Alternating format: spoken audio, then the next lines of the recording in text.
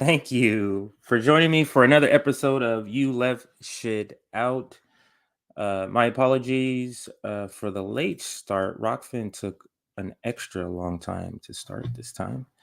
But I'm your host, Compton J. We'll be talking about some great topics here. And so, what I like to do, and I've said this before, is take maybe mainstream narratives and then use those mainstream narratives to tie them back to more substantive issues. I always have an issue with that word.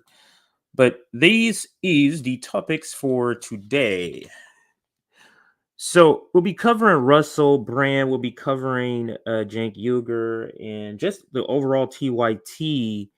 Just I don't understand. Well, I do understand, but who are they targeting now? Like, who is their audience that this all of this war propaganda that they've been pushing? So we're going to be covering that, and then we'll be covering Vijay Prashad.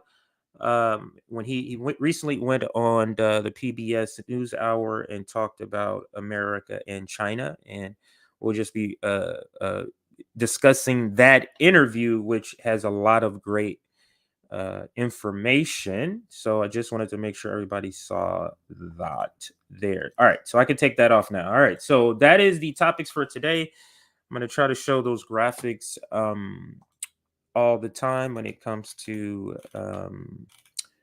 the topics, just so you know what is on the horizon for the hour or however long we're here. So let's get to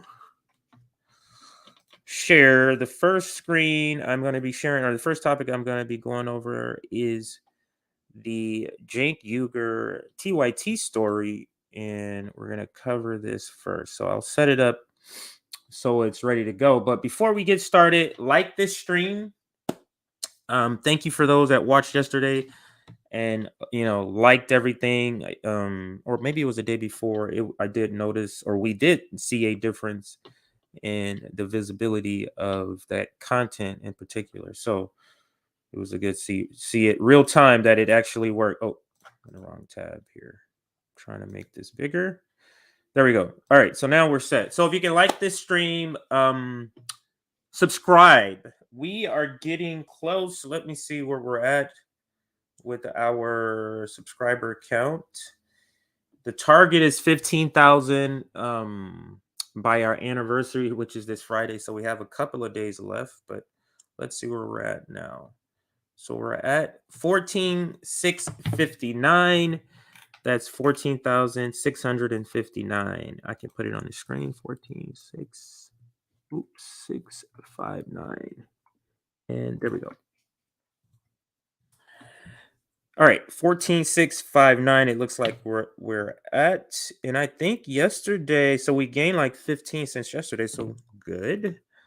Thank you for those who did that. All right, so we're gonna get into this first topic. What's going on? What should we title this segment? Let's go, Cenk and TYT. Who's their audience? That word always get wrong with the I. Anyway, so let's go over this topic here. We'll play parts of this and I'll stop and start. So this is trigger warning. It's gonna be a lot of stupid shit or a lot of things that is clearly just overreach here. And just understand, we all know that what comes from TYT isn't worth anything. So let's examine this here. That is the thing that is most tragic about this heartbreaking situation with this war, is that it could have been avoided if President Biden and NATO had done exactly what you were just talking about in agreeing, hey, we're going to take NATO off the table for Ukraine, something that both the U.S. and NATO have agreed is not likely to ever happen, and something that is a legitimate security concern for Russia. Recently exposed FEC records show that an alleged Russian agent operating for political influence inside of the US, in the end, donated to only one. Now, to me, this is a propaganda tactic where you go and literally let information, or you let a person talk, or in this case, they let a video play where information the person is talking, then you immediately go into something else without explaining any sort of connection, because you want the audience to assume the worst, right? Because he literally, that stops and he say, okay, now let me tell you why I'm about to read you this information and how it's connected. That should be said right here before he goes into it. So yeah. So let's continue. Influence inside of the US. In the end, actually, let me rewind. I guess I moved too far. Security concern for Russia. Recently exposed FEC records show that an alleged Russian agent operating for political influence inside of the US, in the end, donated to only one campaign for president in the 2020 election, that is Tulsi Gabbard, with some interesting wrinkles that we're gonna get into. So this agent is a dual Russian-American national, Elena Branson. She stands accused of illegally pushing pro-Russian policies in the US for nearly a decade at the direction of top Kremlin officials without registering under the Foreign Agents Registration Act. Like, you could do that, but you do have to actually register. It makes it a little bit easier to understand where you're coming from, which is why many have not. This is not the only agent who has operated, and not just for Russia, but understand that. Now, her work, the complaint about her said her work on behalf of the Russian government, including arranged meetings for herself and other Russian officials with US government officials and executives at businesses based in the US. Authorities say that she received funding and direction from the Russian government, including the country's embassy in Washington, and received tasks from high-level Russian government officials and government-run organizations. Now, as we said, one donation in 2020, it was to Tulsi Gabbard, but with the potentially interesting and important caveat that it was for $60, and not even. Maybe it should have been said in the beginning. So it sounds like, what's his name? Excuse me. Somebody said in the comments his name. What is his name? Did you say John? Did I see the name John? John. Okay, so that is his name. I'm gonna star that because I don't watch a lot of content with him in it. So anyway, so I'm taking this in as John is saying, he says the story to get all the sound bites, right? Without saying the most important part. Then he says there's one caveat. I think that's more than a caveat. But there's one thing. It's only $60, right? So it seems like John is trying to downplay it maybe at the end here. But watch what Cenk does to this $60 donation. Even in one $60 lump. I mean, you can see there it comes across in two separate, $50 and $10. Why? Yeah. What, like, if the goal is influence, based on my experience of donations, that doesn't buy you much directly. So yeah. So why? I have a theory. So first, those are the facts.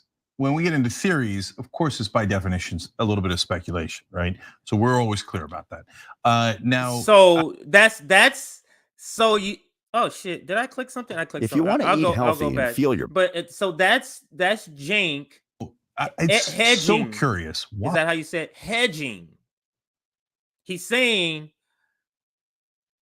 I'm about. So he kind of lightly says, I'm about to go on speculation, and we all know speculation is a little bit off, right? That's hedging, so that when all of us come and critique all the bullshit he's gonna say, he'll say, well, I told you I was speculating. But the people who are listening to him and take information as an education, they don't understand that.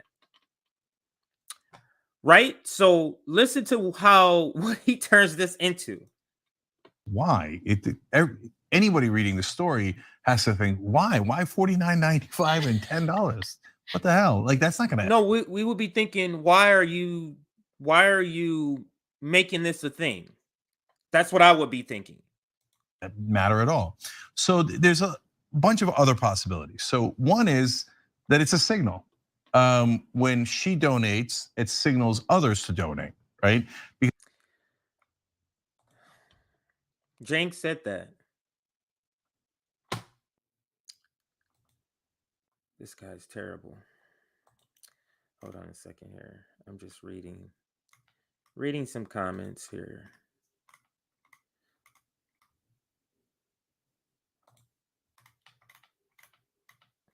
I just want to star these comments because what I get is I talk for a long time and then the comments get so far gone that I don't get to all of them. So I'm gonna star some of these comments to make sure I'm able to refer back. So that's what I'm doing. But I don't want anybody to be mistaken that I'm a Tulsi Gabbard person. I was not.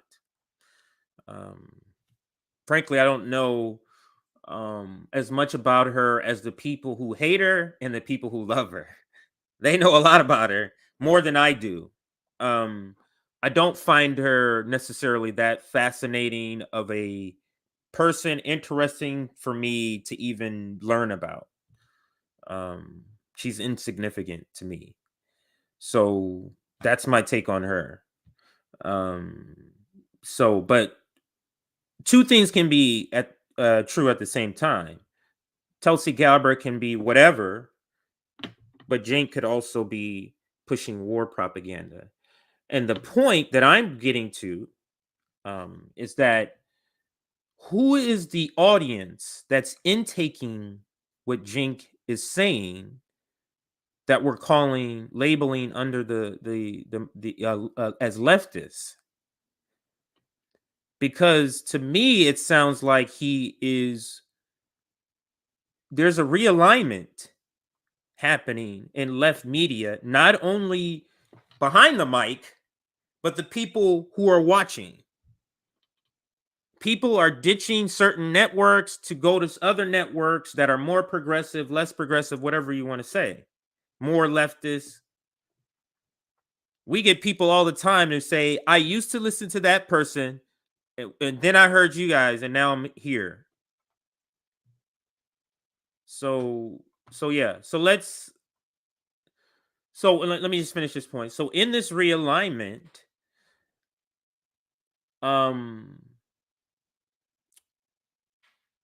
there's the people behind the mic. So the Cenks, the Sam Cedars, us.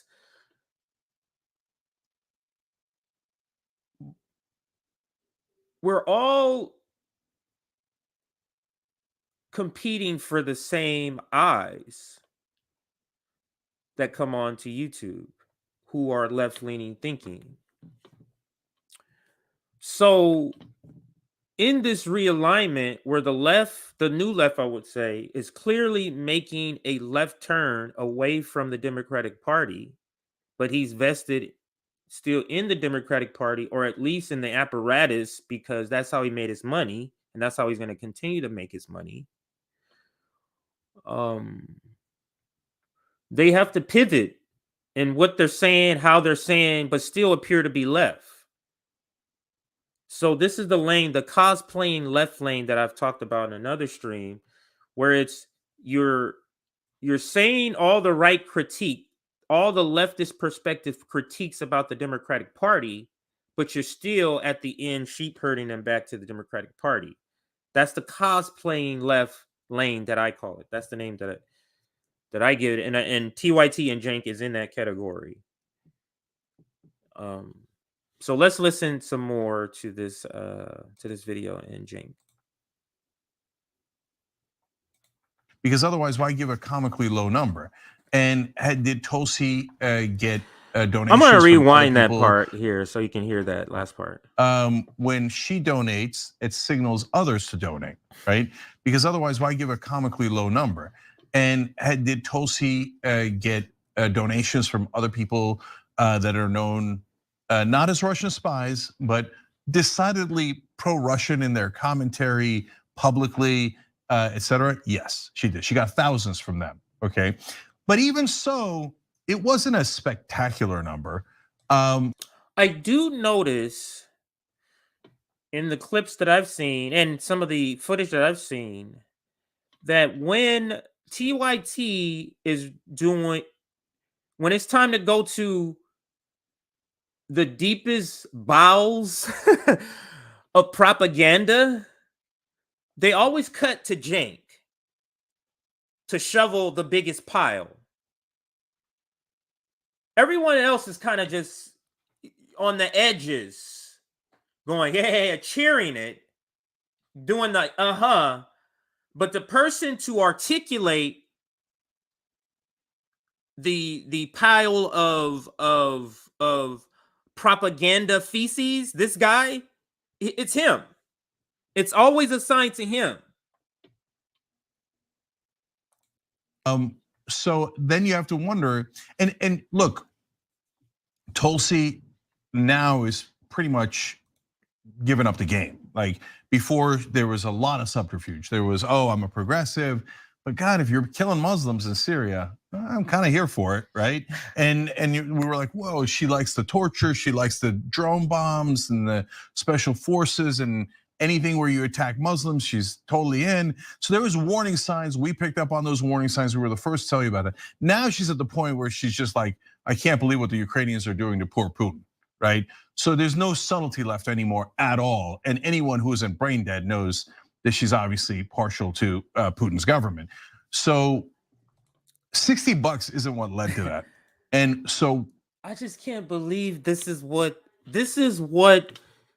TYT. I'm not talking about the last 5 years, or maybe even, I don't even know how long they've been on. Maybe somebody can say. But the TYT that everybody talks about, who used to watch TYT and saying, yeah, they're the ones who hit me they're the first progressive. They're the ones who did it first. It's like, what happened to them? I can't imagine Jimmy Dore being on this channel. How could they coexist? How could he coexist with this level of just unfiltered garbage? Listen. First tell you about it. Now she's at the point where she's just like, I can't believe what the Ukrainians are doing to poor Putin, right? So there's no subtlety left anymore at all. And anyone who isn't brain dead knows that she's obviously partial to Putin's government. Wow. So $60 isn't what led to that. And so I don't know if there was. If you're anyone who isn't brain dead, he does this a lot though. Which tells, I don't know, I get the feeling that he's a bully behind the scenes. That's my personal gut feeling. If somebody said, hey, gun to my head, tell me what you think of him, that's what I would say. Anyone who isn't brain dead, I feel like he says that in meetings. Hey, anyone who isn't brain dead, blah, blah, blah. What do you think the rest of the people are going to say? Who you pay them? Who pay them? Who you pay their paychecks? But he's telling his audience, the ones that we see, for those of us who are on Twitter, in a Twitter family, for those of us who are on Twitter, these are the liberals who go and listen to him, who are saying, I'm leftist because I listen to TYT and Cenk is a leftist. That makes me a leftist. But we call them liberals. That's who he's talking to. And he has to get more straight up Democratic liberals to follow him. The ones who are Democrats, the ones who say, no, I am a leftist Democrat, those ones. Okay? So we're going from the people who call themselves leftists, but we call them liberals. So we call them that, but they don't call themselves that. Now I'm talking about the Democrats who call themselves leftists or liberals. This is the new lane. AOC is also doing this because the what they call the far left, the radical left, the Marxist Leninists, that left, the communists, the socialists, not social democrats, but the socialists, they've left. They've long gone TYT. They've long gone AOC. This is why when you see her approval rating, it's so bad, because the leftists are still answering that she's terrible. So they have to pivot how they talk in order to bring in the same amount or keep that level amount, because you have to understand these white left media are in this for money. I can't even, when the last time I got money from YouTube? I can't even tell you when. So they're in it for money. So when they see, I can't remember who was just making this point with me on a stream. So when Bernie Sanders, I can't remember, was it Vanguard who was saying this? When Bernie Sanders dropped out, they had nothing to rah-rah about. Who? There's literally no one. Everybody's going, Bernie is saying going behind. Right? So they just kind of follow Bernie. It's so weird how white left media follows kind of like what Bernie does. Bernie and they, whatever they're gonna do, that's what we're gonna say is okay. You know, and the stopping point. Like we're not going beyond this. How many in the leftist white media, for example, is talking and pushing defund the police? To me, that's not a radical position, but I guess it is in this place that, you know, where we are now. Let me start some more of your comments just to make sure I don't lose them here. But as I'm doing that, actually, let me play more of the video and then I can do that. There was dark money. I don't know in terms of her campaigns. I don't know if there's just flat out money.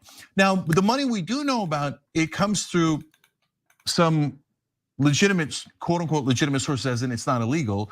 Like, so when she goes on Tucker Carlson and says, oh, my daddy Putin is just the best of the best, and Tucker Carlson agrees, oh, yeah, high five on Putin.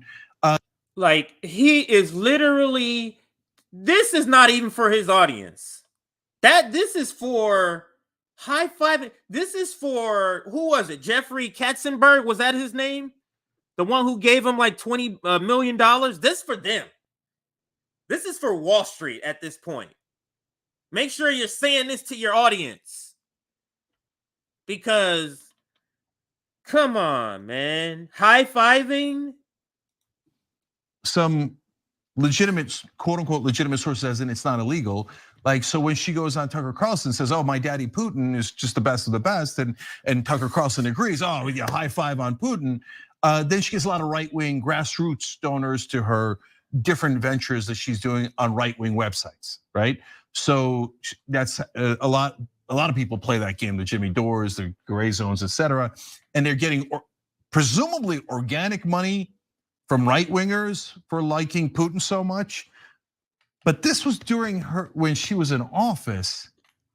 Man, this part I don't know at all. But if there was, somebody should keep digging, because there could be more money that we're not seeing, because remember, this is based on $60.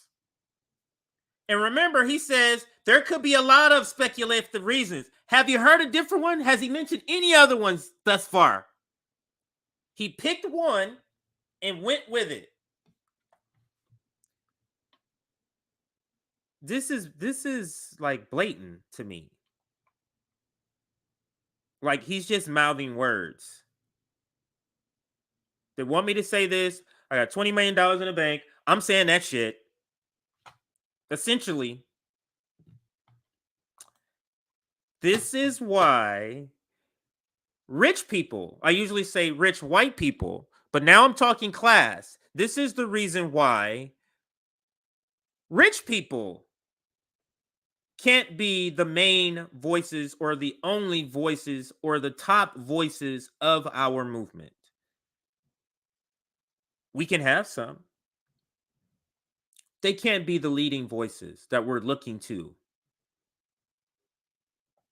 Lefty media, what do we have to look to?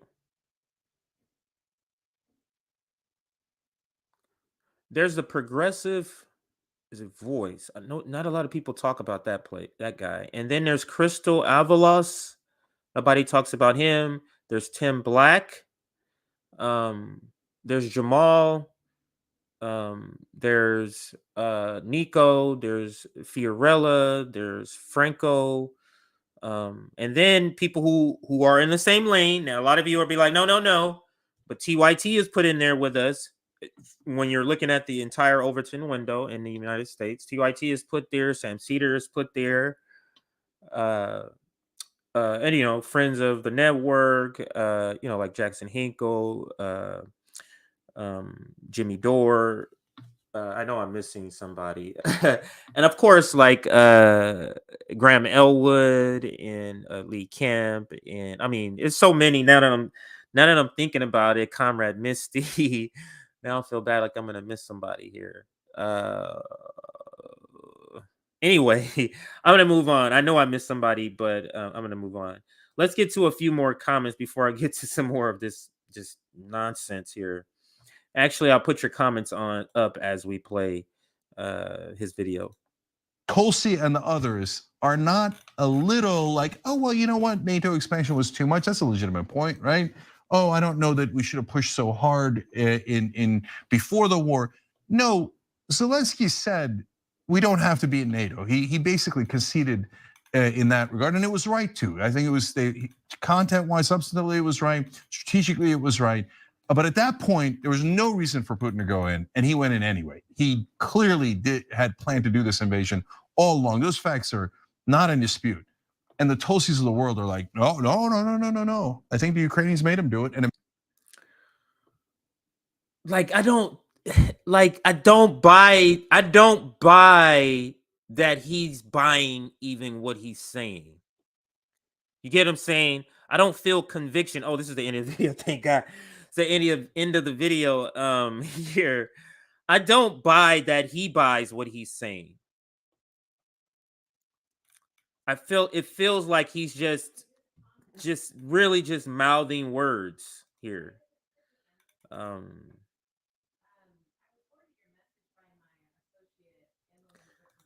Okay, wait a minute. You can make $60 for spreading Russia's secret mind control sentences. I need some bucks. I can even make a coherent sentence in English. All right, but yes, so let's get into a little bit to the tail end of this conversation before we move to the next story, and that is, who is their audience? I've touched on this already, and that this is a pivot. You have people like us and all of I mentioned all of our friends. Punch Up Podcast is another one. The Populist Voice is another one. The People's Voice, who's a spinoff of the Populist Voice, is a new one. All of this injection of new further left media challenging the old left, rich white left infrastructure. And you're seeing this where they are becoming the status quo. The thing about being progressive is that you have to keep being progressive. Progressivism is not stagnant. You're always moving left. As the years go by, what's considered left, what was considered left in the 60s, Nancy Pelosi, or 70s. She was considered left. The same views 40 years later will not be considered left. And that's what it feels like the old white rich left media structure is happening. It feels like they're still talking as if it's 2008 with the campaign of Obama. It feels like that. Like even before 2020, even before 2016, it feels like they're still talking as if it's 2008, 2010, 2012. And it's like you haven't progressed. And in particular, when we're talking about the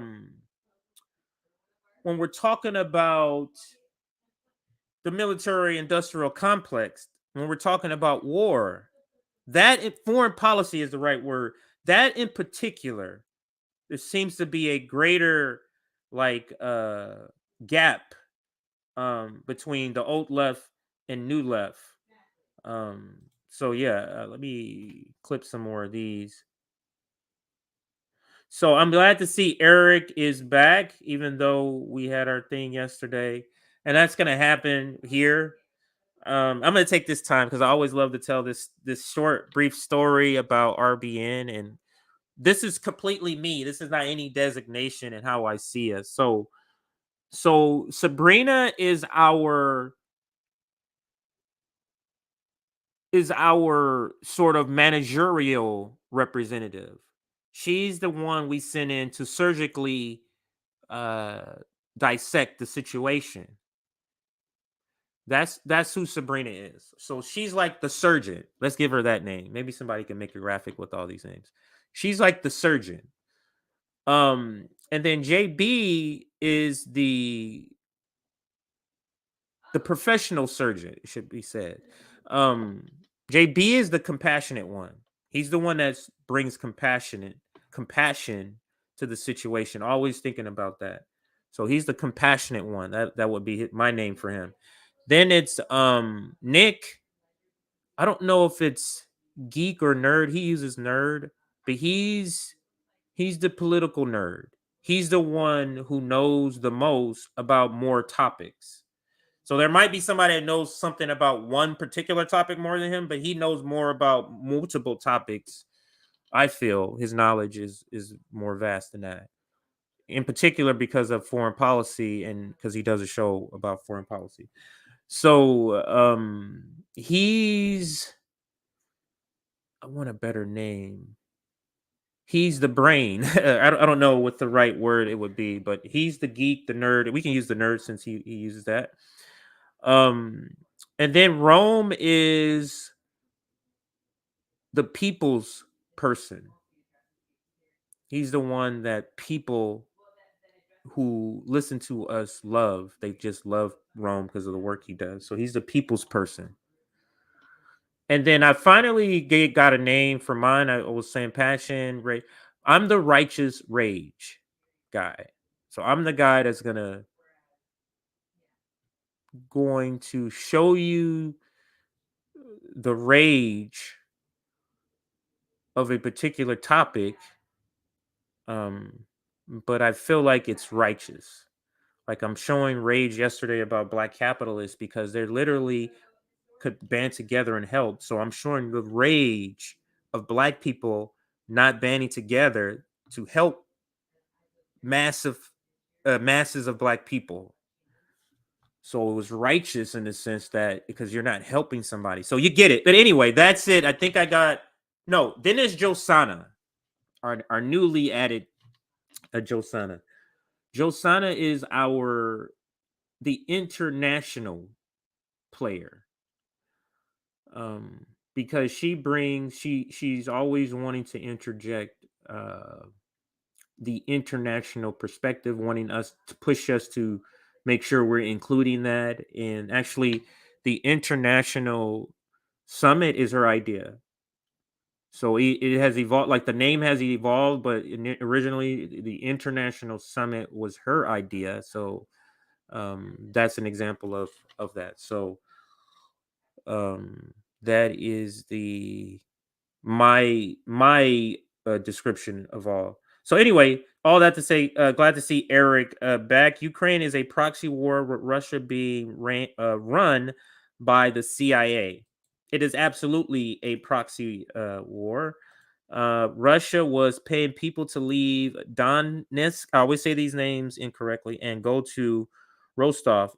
Yes. What's up, Dana? I stopped watching TYT when they were doing all that loser Donald crap before 2016. Were they like promoting him? I'm wondering. Cenk is stagnant. That's the right word for rich white left media, the old media. Katzenberg, I did have the name right. Katzenberg cash is a hell of a drug. That is absolutely. Right. And here is Cenk. Ashura, what's up? Thank you. CJ, you missed on something, Cenk, on Muslim Syrians. Yeah, man. He's like, that's why I said, like, he is not just these two conflicts that we're talking about here, but just it feels like there's just more a push for war on the network, on the entire TYT network. So the point is made. Thank you for that. Let me start that so I can come back to it later. Let's see. I all for a diplomatic solution, and I am no expert, but what could or should Putin have done? Just wondering. You know, I don't know, because the thing is, it's hard for somebody who's against war to answer that, because we're being asked to put ourselves in a situation that should never even have come. There should not be a NATO. So NATO would have never been this aggressive, adding 14 countries after saying that they weren't going to add any more. A verbal commitment is a commitment, unless Americans are saying it's okay to jip people. Unless we're saying that. So adding 14 countries should have never happened. After the Cold War with Russia, NATO should have been disbanded, but before that, there should have never been a Cold War. So you get what I'm saying? So it's just going back further and further. So there should have never been a NATO. NATO would have never been aggressive, moving up to the borders of Russia. So Russia would have been. This wouldn't have instigated this whole war. So there's a lot of back things that would never have happened to even gotten here. If you get the point that I'm making. But thanks for the comment. I stopped watching TYT after Forced to Vote. Yes, but the thing is, for me and us who kind of report on this, and that's actually what this show is all about. You left shit out. The whole concept is that I'm supposed to be, watching the media to find out what are they leaving out of the story. I guess that's the better way of saying what are they putting in, because that's really what they're doing. They're leaving out the truth, and or nuance, and or facts, but they're interjecting propaganda.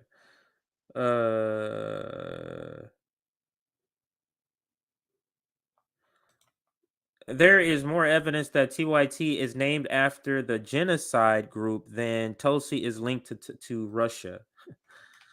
Let's see. Jesus, he is lying. Ukraine went nuts shelling Donetsk. I know there's something.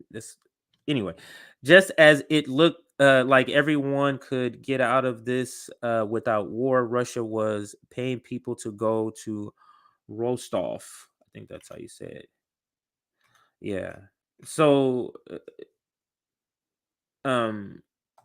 yeah. One thing that I don't like is that, and this is a product of duopoly, that this is the reason why I say leftists, when leftists say I'm not participating in the duopoly simply because you don't vote red or green, red or blue, is more to it. There's a third leg there.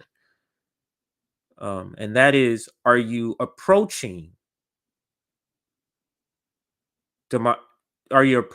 politics in the discussions around it in the same way that the duopoly does? So in order for I don't like how you have to give the disclaimer. For example, if I'm going to talk about this war and I'm telling you, hey, this started back in 2014 with the overthrow, so this is instigate. Oh, you were a Putin puppet. Why can't I just tell you what happened? You get what I'm saying? You're a Putin puppet. You're this. That is how the duopoly has conditioned us to approach politics. So it's not just red or blue. All right. So Black Alliance for Peace, we want them at the summit. We're definitely asking them. We want them to have a whole panel, like they can have their whole segment. So we're gonna try to coordinate that with, or reach out to Margaret Kimberly, since she's been on the network many times. So now Black Power Media, Kim Brown, yes. Right. So, okay, this is one of the conversation we. He says Nico is a clown. Didn't mean to put Nico on blast here. But I do find it funny. People have their opinions. People like I put up opinions. People will critique me in my comments, and I put it up because I don't fear opposition. I don't fear that. That's not something I fear. Anyway, let's move on to the next story. We spent about 40 minutes. Let's try to spend 40 minutes on each story and keep this under 2 hours here. So let's switch to the next story. Actually, let's stop sharing here. I got to go back to this thing. What's the next story? Let's go to Russell. Let's go to VJ. Let's go to VJ's story. I know I have the Russell Brand story set, but I just want to keep the conversation serious because the Russell Brand story. No, that has serious components too. So I can't even say that. I can't even say that. But let's go to the VJ. We also want to invite VJ onto the summit. But this summit could quite possibly be the best summit. Even better than the General Strike Summit. Because some of the people, the international activists and talent and academics that we are able to get,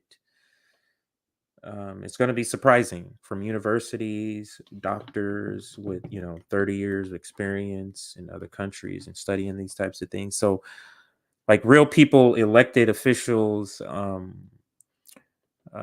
So yes, there's somebody. Anyway, I don't want to say the name wrong, so I won't mention that right now. But anyway, so let's go to VJ's video. VJ goes on. Let me make sure this is the PBS hour that I'm. Yeah, Democracy Now. I think that's the show, but it is on PBS. So Democracy Now, and I mean, he's spitting a lot of truth, and so why we love VJ. So we're gonna dive into this story. Let's take this off. Let's put up a new one. VJ. I think it's capitalized the J.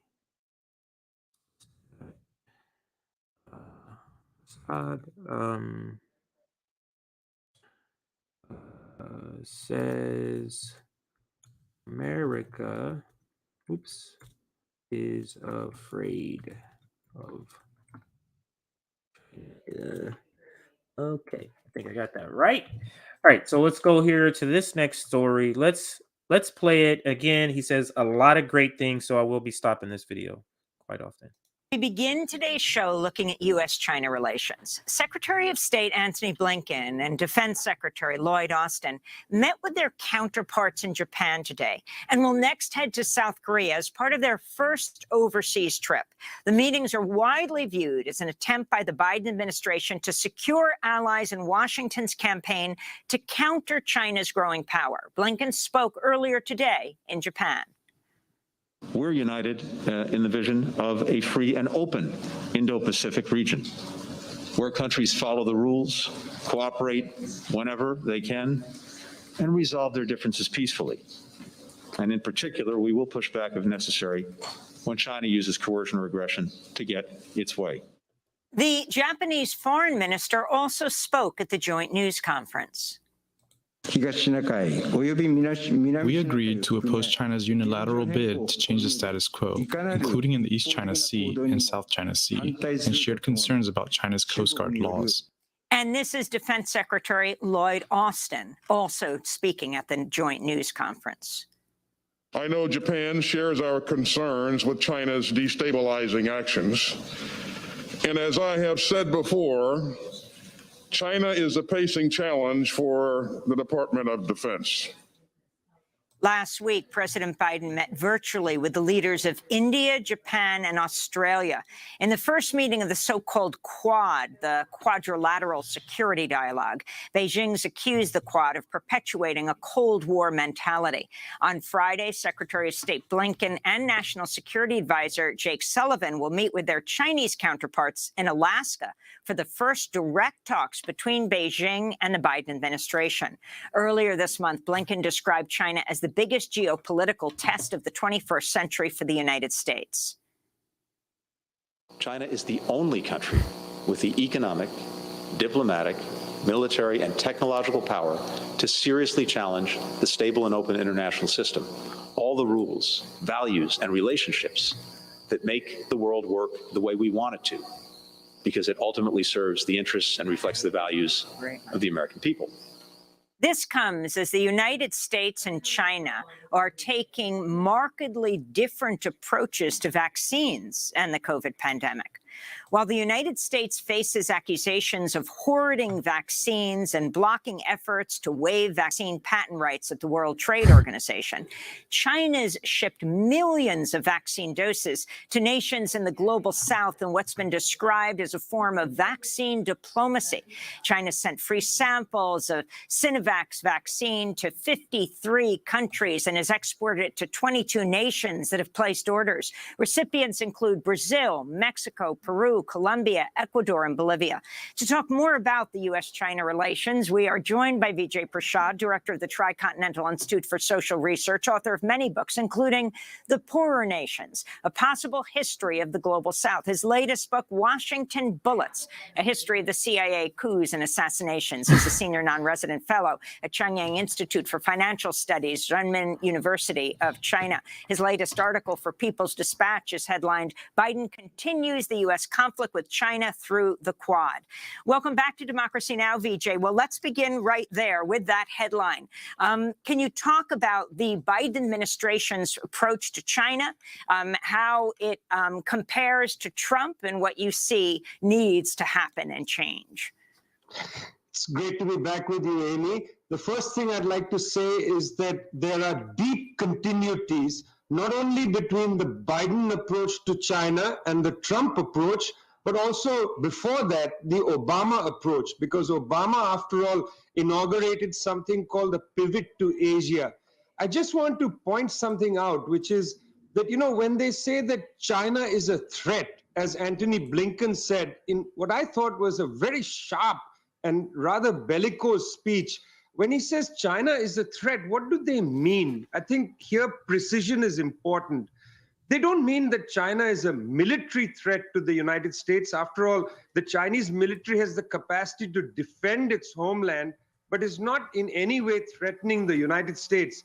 In fact, it's US naval vessels that are sailing very close to the Chinese mainland in so-called freedom of navigation sorties, right close to Chinese territorial waters. So the Chinese don't have a military threat against the United States at all. What they're talking about has been very closely clarified at this Quad meeting, which is that the United States government understands that China's scientific and technological developments, particularly in robotics, in telecommunications, in green technology, and so on, has far surpassed that of US and European companies.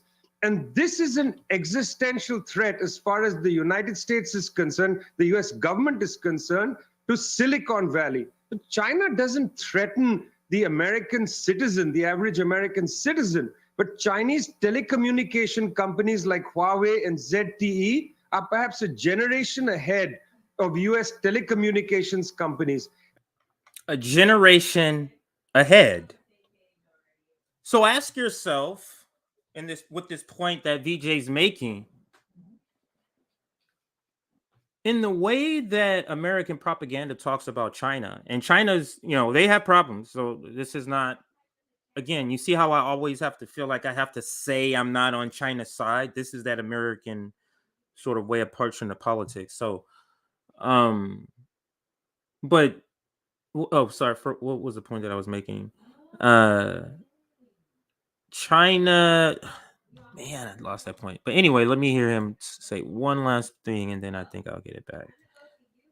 So 1 second. He's right close to Chinese territorial waters. So the Chinese don't have a military threat against the United States at all. Okay, there we go. In the way that American politics propaganda talks about China is as if there's literally a war going to happen. It's a threat. Where? Like, is it a physical threat? Do you mean militarily? Or do you mean economically? They're cutting into American capitalist profits? Or do you mean that they're helping develop infrastructures in these countries that you want to keep disabled? So let's continue with Vijay. Make some other good points here. What they're talking about has been very closely clarified at this Quad meeting, which is that the United States government understands that China's scientific and technological developments, particularly in robotics, in telecommunications, in green technology, and so on, has far surpassed that of US and European companies.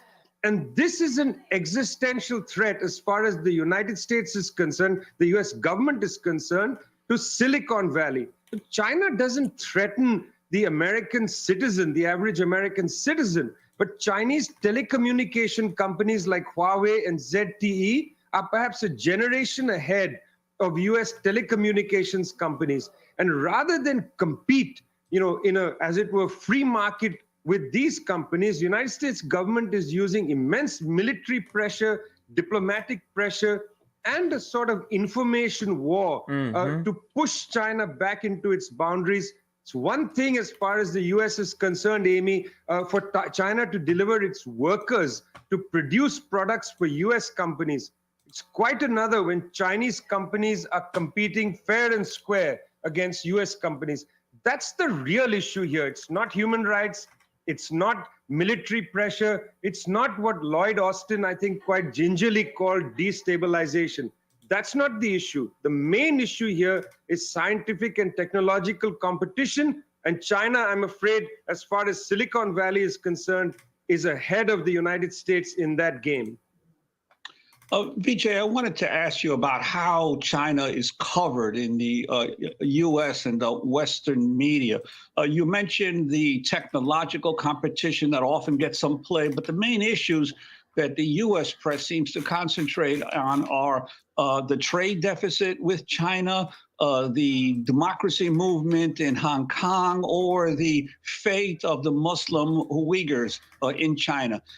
Very little attention is paid to China's role as the principal reducer of poverty in the world. Today, there are about 112 million manufacturing workers in China. That's more than the combined workforce, manufacturing workforce of the United States, Germany, France, Germany, Italy, and Japan combined. So what's happened over the last 30, 40 years is that China has lifted about 700 million people out of extreme poverty. Could you talk about this role of China as really? Wow, that number 700 million people. I think the technical term is abject poverty.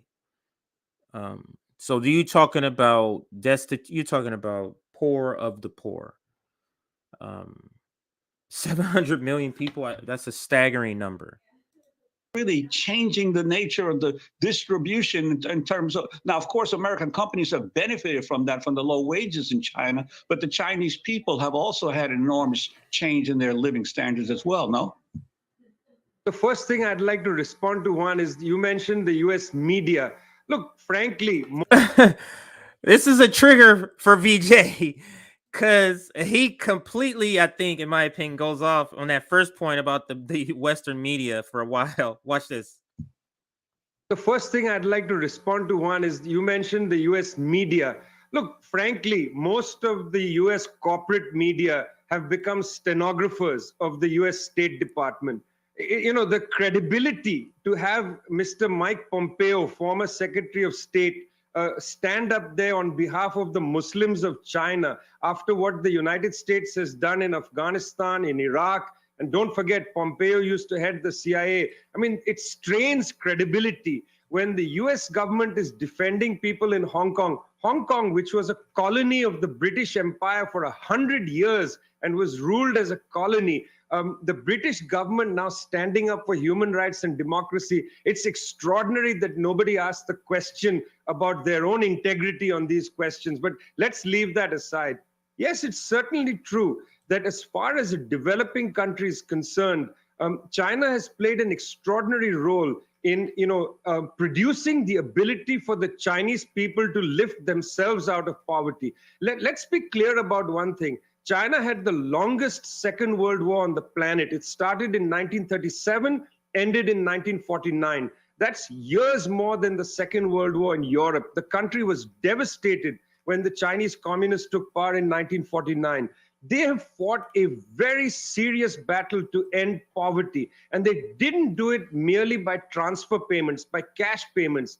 They did it by improving social indicators, by improving healthcare, literacy, education. Right. Like you're improving tangible things in people's lives, like things that we all are working for. We all want to have healthcare, housing. Like they're not, like somebody pointed out, like it's still a lot of poverty. Their people are out of abject poverty. Why can't the United States do that? Why can't we just pull people? I would consider people unhoused abject poverty. We can't just do that. There's a whole lot more that would qualify for abject poverty, but I'm just saying, if the bar is at its lowest, unhoused people, what about that? So yeah, let's continue with Vijay. He makes some more points here. In general and so on. This is an enormous feat that they've done by lifting, as you say, 700 million people out of poverty. This should be the headline, but it's not. And even more so, Amy, you're quite right to mention what's being called vaccine diplomacy rather than the vaccine nationalism we're seeing in North America, Canada, where for instance, there's double the number of vaccine doses needed. And Canada shamefully has taken vaccine out of the COVAX, So there's an update on this particular vaccine part. So this is old. Vaccine fund, which is supposed to provide vaccines to developing countries. Yes, China is producing a kind of vaccine diplomacy rather than vaccine nationalism, but more than vaccine diplomacy versus vaccine nationalism. And all the rich, not all, but just think of the concept of saying we're about eradicating the COVID-19, but we're not giving everybody the vaccination. I'm talking about from their perspective. So for those who are against the vaccination, I'm saying from their perspective, if from your perspective, you're trying to push the vaccine and you're trying to say you're really trying to get rid of this disease, how do you do that by not vaccinating everybody? Like, why are you keeping vaccinations from the poorer countries or the more destabilized countries if you want to eliminate the virus or COVID-19? That literally makes no sense. We're an international planet. People travel here and here. That's how the virus got over here or over there or wherever it got, through travel. So if we don't vaccinate everybody from your own plan, that never made sense to me. Never made sense to me. So anyway, let's go ahead and continue.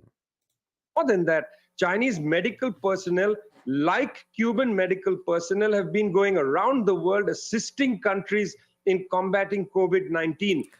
China and Cuba are the two that we propagandize the most against, too. But they're going around literally, I think it was on 60 Minutes or some other show. Maybe it was 60 Minutes in another country. They literally did a segment on them and how they are seen around the world because their vaccination is slightly different. Something about how it attaches to something else, which is why is better for variance or something. I don't know the technical stuff, so I don't want you to think I know that stuff, but just vaguely remembering the conversation. But let's continue here. You know, we are all for the Cuban doctors to get the Nobel Peace Prize this year, but we should also recognize the number of Chinese doctors who've been overseas providing assistance in the global south.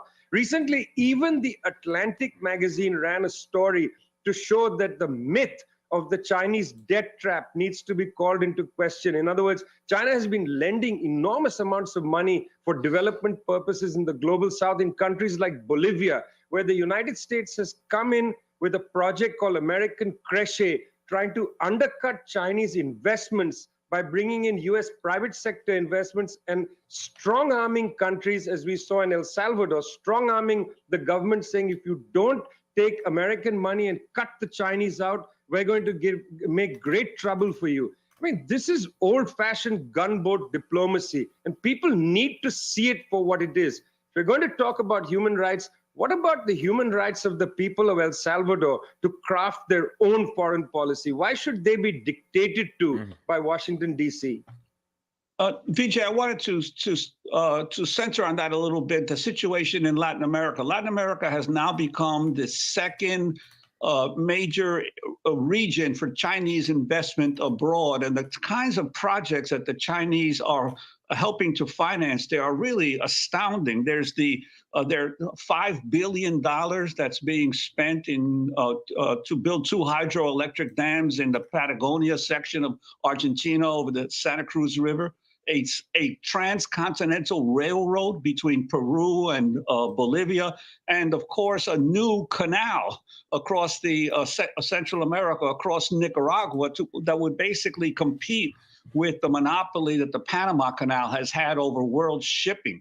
Could you talk about the sheer size of these projects? Really, most Americans are not aware of this enormous infrastructure that is resulting from. Listen, what has America been waiting for? They act like China built all this infrastructure in Africa and funding all of this infrastructure all over the world in the global south. Like this is new. Why aren't you doing it? That's the question, I would have is like, what are you waiting for? American companies. You didn't know that technology in China was this far ahead? What are you waiting for to catch up?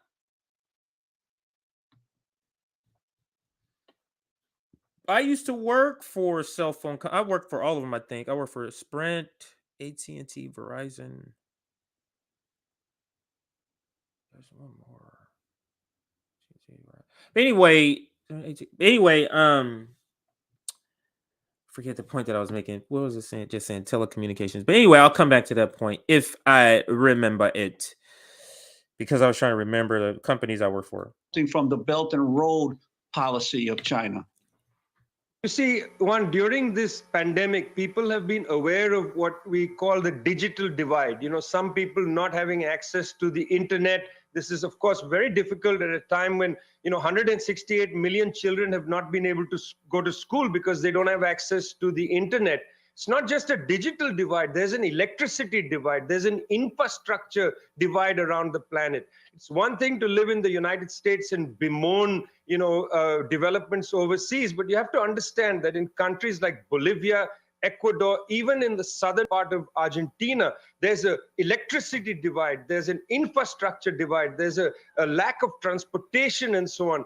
Very little capital has come into these countries from the World Bank, from the International Monetary Fund, that's enabled infrastructural projects. So what the Chinese have done. Very little capitalists coming to these very poor countries that they've destabilized and made poor.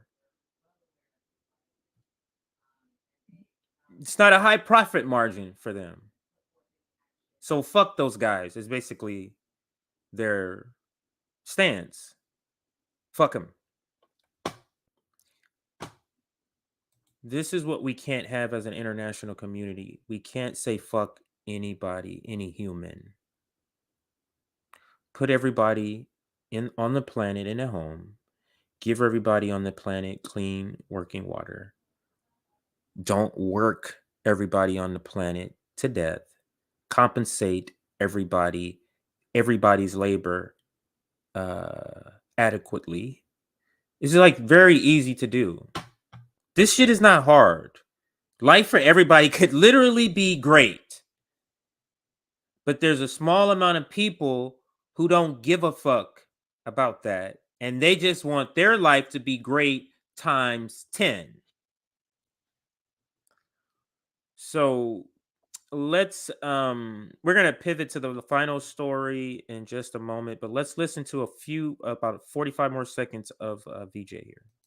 Done with the Belt and Road Initiative is provide vast amounts of finance, as you mentioned, to develop some of this infrastructure, to bridge the electricity gap, to bridge the transportation gap. This is very clearly in the case of Bolivia, where during the administration of Evo Morales, they cut some very important deals with the Chinese, not only to mine lithium, which is a key component of batteries, but also to develop the processing of lithium in Bolivia and to create electric cars. I think people don't know that during the last year of Evo Morales' government, Bolivia produced electric cars for domestic consumption. It's really quite incredible what's happened in that partnership. They want to upskill these countries, not just leave them as a place to draw out raw materials and to sell products produced in China. They seriously have a project of upskilling, and I'm quite impressed to see, particularly in Bolivia. But look at what happens to this. In Ecuador, the government of Lenin Moreno,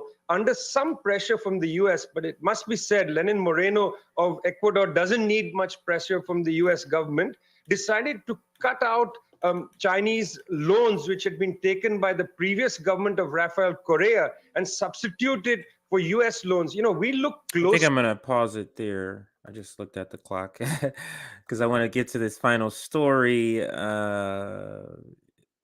because he also, in this next video, covers a lot of important points. A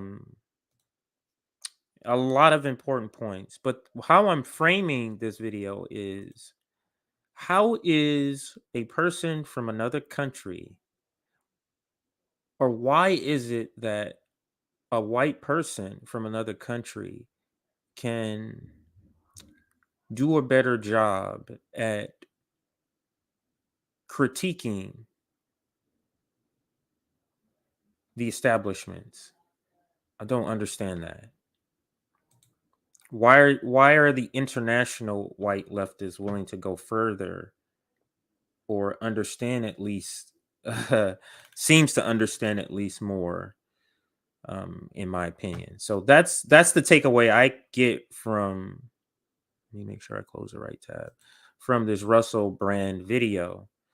So I'll let him introduce the topic, and then I'm going to fast forward the video because he does have like a good long intro where he talks about other stuff in the beginning. So let's hear the beginning, and then I'll fast forward. The war in Ukraine is solely a Russian abomination with no other component to it. It certainly isn't a resource war with embedded corporate powers. And to even contemplate that makes you a fascist. Hello. So that is the question that he answers here. So let's fast forward. I think the queue is 140. Let's go here. All right, so let's continue. Fancy meeting me. There are many reasons for Russia's invasion. Some concern politics, history. Add what? Let's turn the volume off here. So let's skip. History, culture, and territory, including preventing NATO expansion. Not often mentioned, however, is that this small country has 5% of the Earth's natural and mineral resources, including coal, oil, and natural gas. So, if you didn't know, it's always a coincidence that conflict seems to pop up where there's natural resources to be had. Oh, it doesn't matter if somebody else owns it. It doesn't matter to white supremacy America. Oh, you owned it before? Oh, that's cute. Indigenous, that's cute. We got this now. right? So that's essentially what we do to other countries and then extract it, but it's never an oil war. What are you talking about, an oil war? We don't want their oil. But 5% of the Earth's natural mineral resources, including coal, oil, and natural gas, are in this area where this Russia-Ukraine conflict war is happening. Let's continue. Gas, the second most in Europe. Lithium for batteries, iron ore for industry, titanium, 20% of proven world reserves for aerospace, and gallium, second most in world for electronics. Ukraine is also incredibly rich agriculturally. First in Europe in arable land and 25% of the world's volume of black soil, capable of meeting the food needs of 600 million people. This is... I would call that a resource. What would you call that? I call that a resource. More than a political war, it's a resource war. It certainly sounds like it because that is a staggering amount of resources. Two things you could say as a result of that knowledge is, one, Russia's invasion is likely in part motivated by a desire to control those resources, and possibly, and forgive me if this sounds cynical, the Western response could in part be motivated by some of those resources. What? You mean the United States is not responding because of democracy and freedom? We could be motivated by natural resources. What are you talking about? We're here for freedom, spreading democracy with these bombs over here. Yes, that's a freedom bomb. It's laughable that who is buying this shit? America is like doing an old freaking comedy routine that everybody's seen. Who's on first? We've seen this already. Let's continue. There are established relationships between senior officials and even in some cases members of government and Ukrainian energy companies. So it's not absurd to suggest that this could be part of the complex package. And I've got to say, to bring that up doesn't make you unsympathetic to Ukrainian people. It makes you aware of the complexity. Explaining is not condoning. Immense resource. Right. This is what I spoke. You see that where he has to interject that? Because I'm saying this doesn't mean that. It's the way you approach politics is also dipped in, for a lack of a better word, duopoly paint. Like you're the way you approach the oh, you said this, like that whole, instead of engaging, oh, you said something that I disagree with or I didn't hear of or it doesn't match with what I know. Let's talk about that. It's the opposite. Resources translate to immense wealth and power. Russia wants control over them. So do Western nations and transnational corporations, including energy, mining, and agricultural companies. US military contractors, Raytheon and Lockheed Martin, can you go one day without hearing about those guys and their skullduggery? Are telling their investors the tensions are good for business, while General Dynamics corporations boasts that past such disputes have expanded their bottom line. That is almost the definition of a problem inherent within a system. When a system benefits from war, might the system be biased in favor of war? When the system benefits from war, may the system be biased towards war. Healthcare system. When a system benefits from denying healthcare because you're providing less while taking in money, what do you think they're going to do? Healthcare insurance companies. Do you think they're not going to find every small detail? Oh, this disqualifies you. That disqualifies you. That's a pre-existing condition. Just think of the concept of insurance and why it shouldn't be tied to healthcare. The concept of insurance is that You're paying for something in case something happens. That's not what healthcare should be. Healthcare is supposed to be preventative, where you go proactively when you're not sick. So, but the same point that he's making here, that if all of you are benefiting from war, how can I believe what you're telling me about war, CNN, MSNBC, all the war propagandists you bring on as experts to your show, to your shows? Let's continue. Do you think that? Tell me in the comments below. Stay to the end of this video. We'll reach conclusions together. But do you think that a system that benefits from war might, on some level, be pro-war? The same way that over the last couple of years, whatever you think about the pandemic, what's irrefutable is that there was a wealth transfer. Some of the wealthiest institutions, banks, members of the financial sector, big tech, got wealthier. Given that's their sole purpose for existing, do you think that's a good thing for them or a bad thing for them? Do you think that pointing that out or questioning that makes you a conspiracy theorist or a nut, or just an inquisitive, awakening person? Tell me in the comments.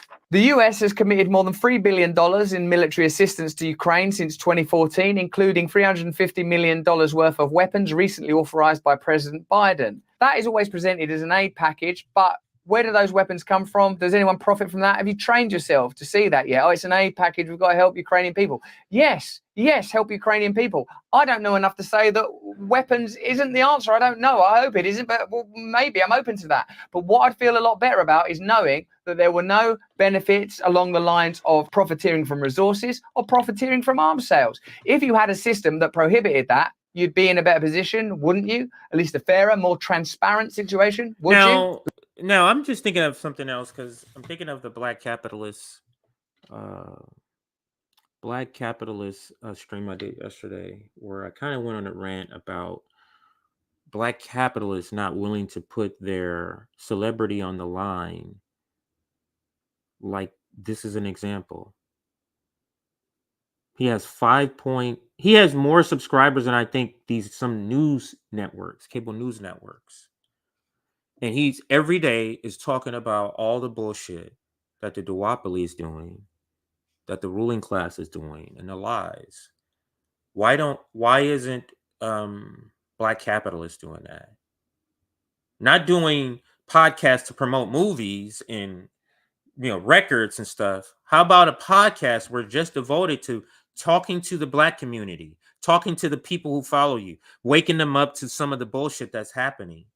That is this is sort of what I'm referring to. You have this white celebrity putting his celebrity on the line. This is actually why he is able to reach more people with his content. You know how many people LeBron James could reach? Drake could reach? Trey Songz, Denzel Washington. You know how many people they could reach? And therein lies my critique of black capitalists. You don't want to put your capital on the line, fine. What about putting your face out there?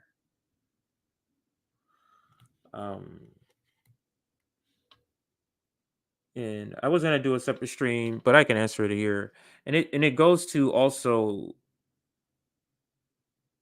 using the situation with these two black capitalists between Will Smith and Chris Rock to use this situation to say this is what defending black women looks like. No, this is what defending his wife looks like. What defending black women looks like is not one rich black person hitting another rich black person for telling a joke. Please, let's not make the bar that low. What you can do, Will Smith, in order to help black women, to show that you're protecting black women, why don't you go on your YouTube streams? You know how you do all this stuff? Why don't you go on there and talk about Breonna Taylor and how she hasn't received justice? Why don't you talk about that over and over? Why don't you contact Obama and tell him I need to go to the Senate? You have connections. You can get there. That's what caring about black women looks like. What he did was showing his protection for his wife. Let's not make it bigger than that.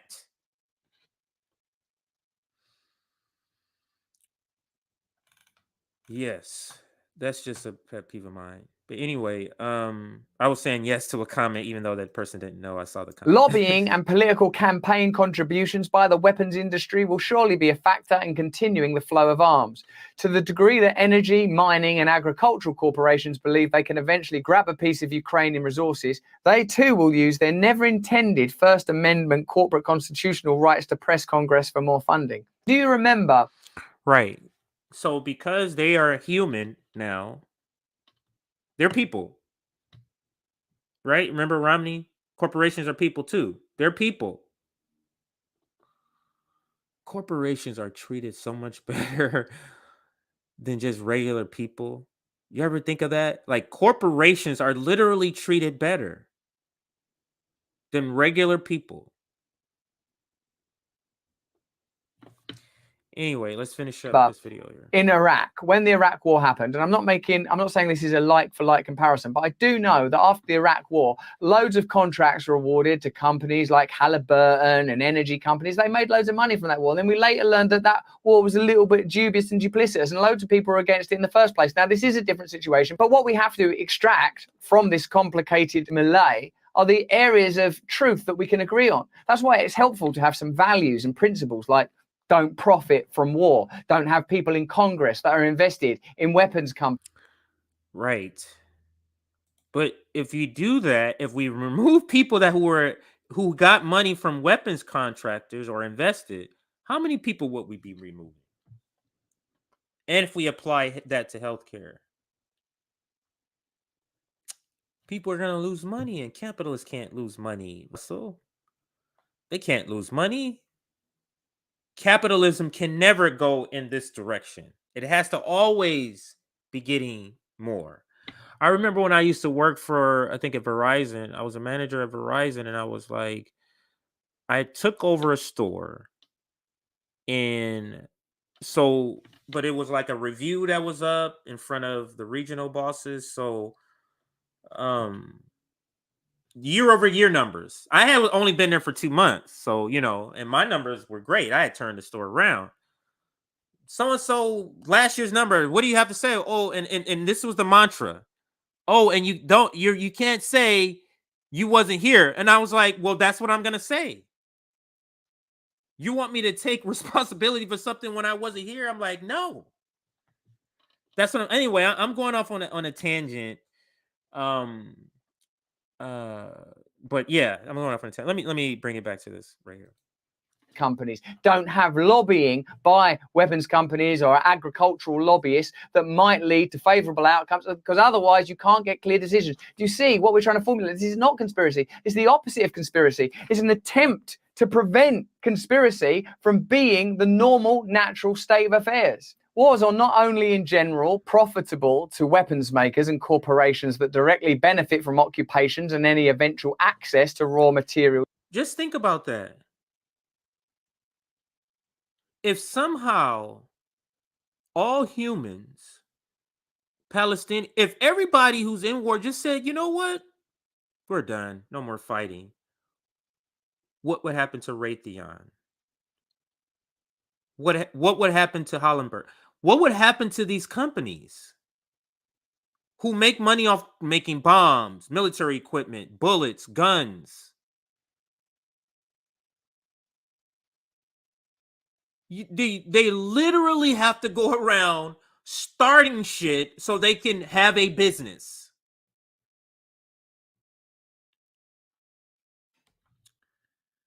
materials and cheap labor. Justification for a permanent war economy, which best describes our national economic policy, also greatly benefits other corporations. Again, I will remind you of what Julian Assange said about Afghanistan. The goal was not a short war, the goal was a long war. The general goal is to transfer public money into private hands. That's your money that you pay through your mandatory taxes, that if you don't pay, you'll find yourself in prison, into the hands of private corporations. And they have to find reasons to do that, because otherwise you wouldn't want to do it. Well, I don't give all my money to these private corporations. I'm not using their services. I don't agree with their aims. You have to. You've given it as tax. We're not charging you for this medical procedure. We're not directly charging you for this war, but tangentially, somehow or another, as if by magic, piff, paff, poof, where's your money now? Lockheed Martin, Raytheon, Pfizer. What a coincidence! Financial corporations, part of the largest single sector of campaign contributions to federal candidates and parties, profit from war. They facilitate the selling of US Treasury debt bonds to foreign nations. Since most military spending increases the nation's debt.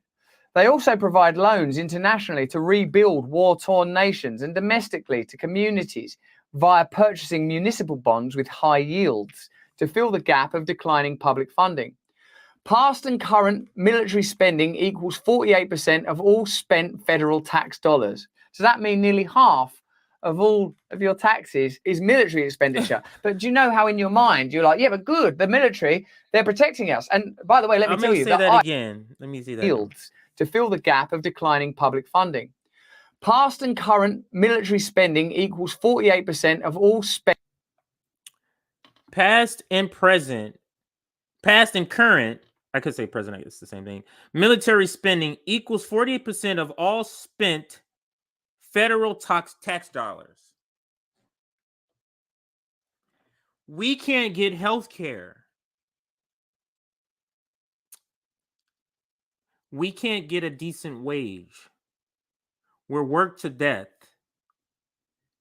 Rampant corruption in our government. But they're spending 48% of our money to bomb and kill other people, to take their resources.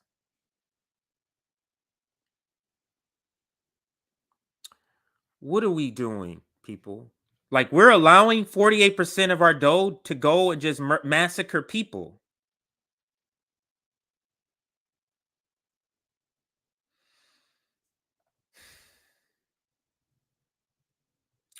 Just imagine if you cut that back from 48% to 28%. 20%. Imagine 20% of what has been spent on us. That could cover health care. Medicare for all, single payer. Spent federal tax dollars. So that means nearly half of all of your taxes is military expenditure. But do you know how in your mind you're like, yeah, but good, the military, they're protecting us. And by the way, let me tell you that I respect a great deal of people, individual service people that are willing to dedicate their lives to being in the military. I know what kind of background you come from. I know what kind of goals you have. There's patriotic support of a country you believe in and have faith in. And I respect and honor that. But a significant amount of this military spending is not going into the pockets of soldiers and men and women that are fighting wars and to make sure they've got good kit or, heaven forbid, good care after they've been in combat. That's when it's okay to cast them out into the streets and to leave them littering your cities and towns. No, the money ends up with Lockheed Martin, Raytheon. Do you see a theme developing? Relatedly, federal spending priorities favouring militarism over funding to states and communities have placed greater pressure on them to provide basic human and community needs, from programmes addressing poverty, healthcare, education, hunger, homelessness, the environment and physical infrastructure.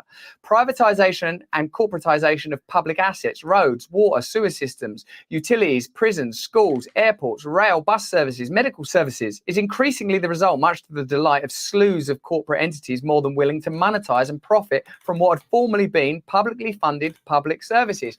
Wow. So there's not enough public money to support amenities you might need, whether it's reparations of your roads or building of your kids' schools or some kind of health care, heaven forbid. And then they say, oh, look, see, the public sector can't handle it. It's too much pressure. Better privatise that. Where's the money go? Oh, public money, your taxes, you at work doing your job. Where does it go again? Raytheon, Lockheed Martin. Are you seeing a theme developing yet? Do I need to? Is there anything else I can do? If you want a diagram, let me get some pencils. Smedley Butler, good work, sir. I will a stop it retired there. US Marine I'm Corps with Major you. General, gave a speech in 1930. I'm with you, Russell. I guess he kept reading. He's like, "Come on, guys." By now, the jig is up, or it should be up. We should all be clear-eyed and awake after this pandemic, after the failing of our government, looking at other countries getting 70% wage replacement, 80% wage replacement, keeping their jobs. Like it's such a joke. But at the same time, we're able to claim that we're the best on the planet at this and that and whatever, So we've come to the end of the stream. Did about an hour and a half today. Thank you for all of the comments. Thank you for the super chats. Thank you on Rockfin for those who watched on Rockfin.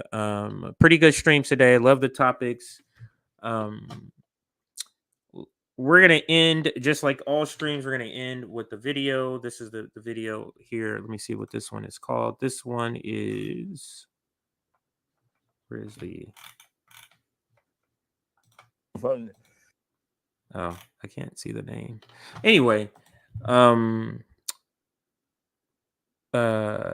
I do want to see it because I do want to see. So let's escape out of that. So St. Louis race riot forced Black families to run for their lives, 1917. That's what this is about. Let's listen. Please like the stream on your way out. Please subscribe. We're trying to reach 15,000 by Friday, April 1st is our anniversary. Tonight, Nick might be on doing a stream. Maybe Nick and I might be on doing a stream. Tomorrow I'll be back here at 3 p.m. And we are also working on the International Anti-Imperialist Summit. That's going to be April 29th through May 1st. Make sure you plan and put that on your calendar. That's a very, very important summit. I think that's going to be even better than the General Strike Summit. So, all right. So I'm going to leave you with the video. And after the video, I'm not coming back. It'll fade out. And so thank you for joining me. I'm Compton J. Till next time. And the guy was running and shooting. You didn't know what to shoot. You just see the smoke and hear the shot. That was a scary time. The daughter of former Mayor Melbourne Stevens was told to stay indoors, and she watched from her bedroom window. You could hear cars racing by and people yelling and screaming. And I could see all the fires burning. Where they set fire, to the colored houses. I was petrified. No one will ever know for sure how many people were killed in the East St. Louis race riot of 1917. Some of the early reports were exaggerated. The official death toll was 39 blacks and 9 whites. Others accepted the higher number of 100, almost all black.